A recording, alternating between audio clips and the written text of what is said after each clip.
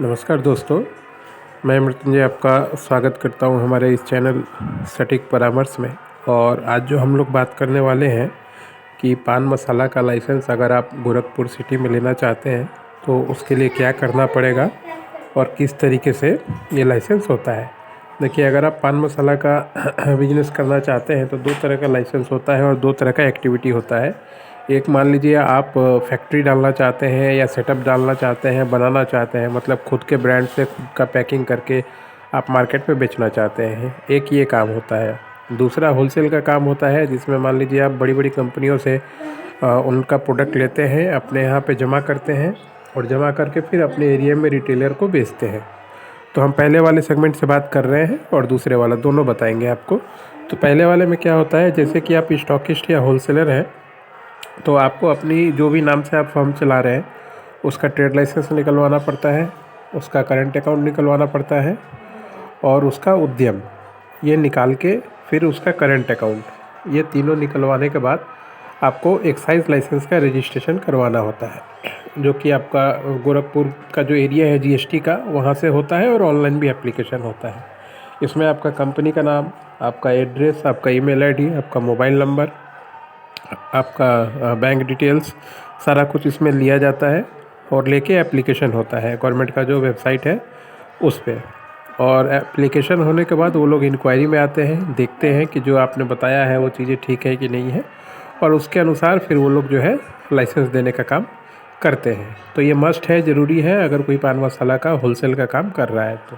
इसके बिना अगर आप करते हैं और आपको पुलिस या कोई भी पकड़ता है तो बहुत स्ट्रिक्ट एक्शन इस पे होता है। दूसरा है, अगर आप फैक्ट्री खोल रहे हैं तो फैक्ट्री खोलने इसमें भी आपको कंपनी चाहिए, जीएसटी चाहिए, आपको फैक्ट्री लाइसेंस चाहिए यूपी गवर्नमेंट से, और उसके बाद लैंड का परमिशन चाहिए जहां आपने खोला है, इलेक्ट्रिसिटी का परमिशन चाहिए, फायर पोल्यूशन चाहिए।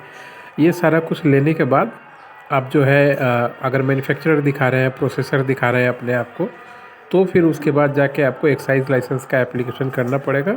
उसमें आपको कंपनी का डिटेल, जीएसटी का डिटेल, फायर पोल्यूशन का डिटेल, अगर 11 से आदमी ज़्यादा काम कर रहा है तो ईएसआई, पीएफ का डिटेल, अगर आप जो ब्रांड नाम से चला रहे हैं उस ब्रांड का डिटेल, ये सारा कुछ देना पड़ता है। ये देने के बाद मतलब एप्लीकेशन करना पड़ता है ऑनलाइन, और एप्लीकेशन करने के बाद वो लोग इंक्वायरी में आते हैं और चीज़ों को देखते हैं कि जो जो चीज़ें आपने उसमें बताया है वो चीज़ें कहाँ तक सही है। और इंस्पेक्शन करने के बाद अगर कुछ लैकिंग होता है तो वो लोग बताते हैं कि इसको ठीक कीजिए।